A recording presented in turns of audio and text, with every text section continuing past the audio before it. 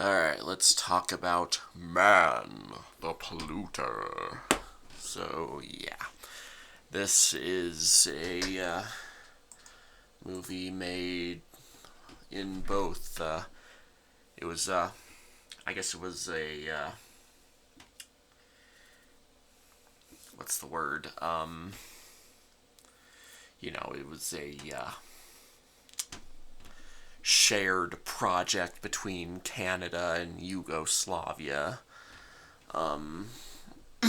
So, and basically what it is, it's like a series of little shorts, and they're all between this, like a bunch of clips of, let's see, what's the,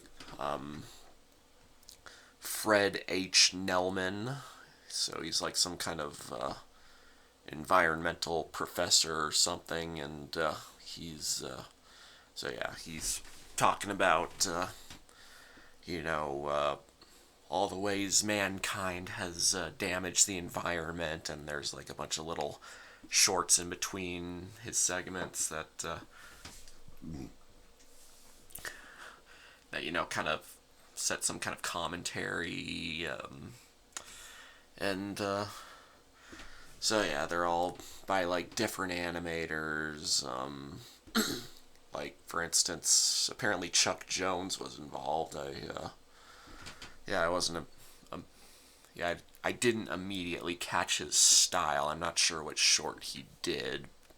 I guess if there's anyone watching this video, feel free to tell me in the comments which one he did, or if there was more than one, or whatever. Um, but yeah,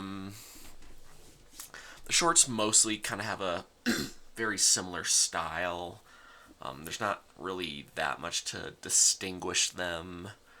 Um, they're all kind of goofy looking, or most of them are goofy looking. There's this one near the beginning that's kind of different looking. It's about this guy getting caught out in the polluted air, trying to get to this bubble where this lady he's in love with lives, and you know he breathes in too much of the polluted air, and then he gets sent to the hospital and gets rebuilt as like a cyborg. Yeah, and that's only the tip of the iceberg with how weird this gets. We got like a man turning into a dinosaur, like as a way of like, what were they talking about? It was like, God, I hate when I can't remember the obvious word I need to use. You know, uh,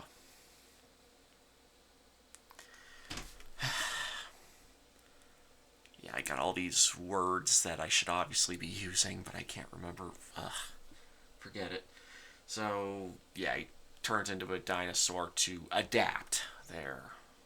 So, yeah, adapt to the environment. Um, and then there's something about like shrinking people to, help with the overpopulation problem. And then there's a segment where like some guy invents a time machine and they send all their garbage out to like the distant past, and but apparently the future ends up doing the same thing, but for some reason they send it back to the present time because apparently they didn't think to send it back to the same prehistoric period. I mean, yeah, the plan's already pretty flawed. If you're sending all that garbage back to the distant past, wouldn't it have some kind of bad effect on, you know, yeah, wouldn't it like alter the future in some bad way? But yeah, if that's not the punchline they decided to go for. So in that case, why would the future send their garbage back to present time when they could send it back to prehistoric times? It doesn't make sense. Whatever. Um, I'm overthinking these silly shorts too much. Um, And some of them get kind of preachy. One of the pretty much the first short after the introduction is like showing the evolution of man, and it starts out as like Adam and Eve, and then they turn into cavemen, and it shows them moving forward in time, and it's like, yeah, they're just constantly damaging everything. It's man being destructive. Um, and yeah, it's the usual preachy crap about how, bad mankind is to our planet. Um, I mean, I won't deny that there is some importance there's a lot of importance in terms of talking about like climate change and all that stuff. But yeah, it still feels preachy. I mean, there were a couple shorts I liked. Probably the two.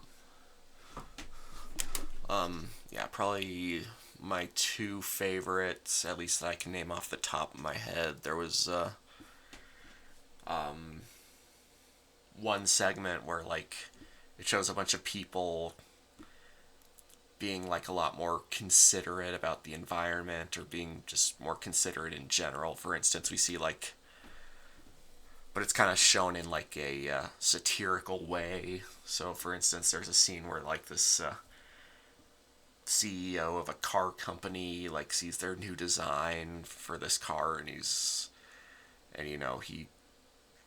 chews them out for the design and talks about how, you know, talks about like the bad effects it would have on the environment and everything. So it's like, yeah, that it took me a little bit of time to realize what they were doing with this short. So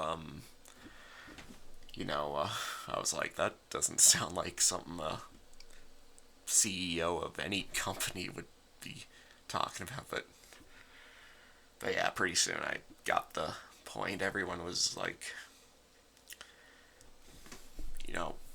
basically being the way that we all wish we could be. But yeah, again, it's presented in a satirical way. Um, and then, yeah, the other one is the closing short where, like, there's this, reporter in a helicopter, and he's, like, excitedly talking about how this river is drying up because of, like, you know, all the quote progress that we made. So like we destroyed the ocean and everything, and everybody's happy about it. They're like celebrating the last drop of water falling off the river down the waterfall.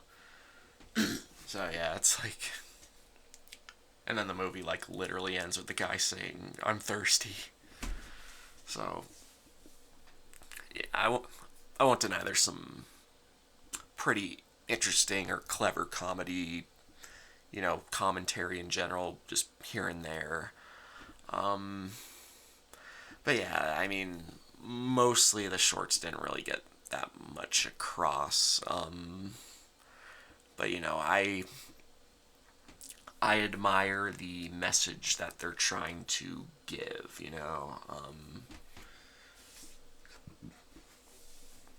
Uh, oh wait, I just remembered another pretty interesting short. There was one where like it shows these people in like this like utopia, like everything's all nice, and but they have like these antennas coming out of their heads, and like there's like a radio tower that's like signaling to their antennas, but like it suddenly breaks down, and then turns out it was all like an illusion created by the radio tower to their brains or something. So it turns out it's like a complete dump. Everybody's like, everybody looks hideous, and they look like zombies basically, and the world's covered in garbage, all that stuff. The air's polluted. But then the tower gets fixed, and yeah, everything looks nice again. So yeah, it's like you know commentary on you know honestly, I can't like find the right words. I need to use like the right terms, but when you hide what's really going on and like put yourself in this little virtual world, virtual reality where everything's all pleasant. Yeah. Yeah, that was interesting. And then there was one interesting one that where like it has like a bunch of people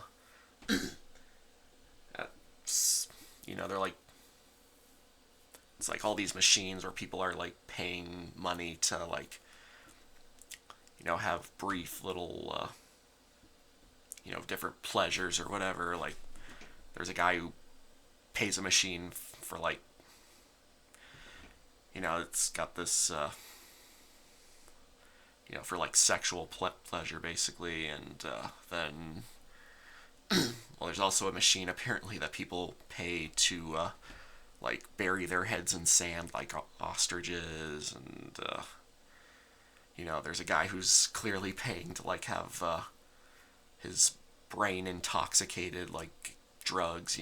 That's clearly what it was giving us there. So yeah, I mean, the cartoons are interesting. Some of them are a little confusing and weird, and you don't know what the hell they're trying to say. But I don't know. I admire what this movie in general is trying to get across, and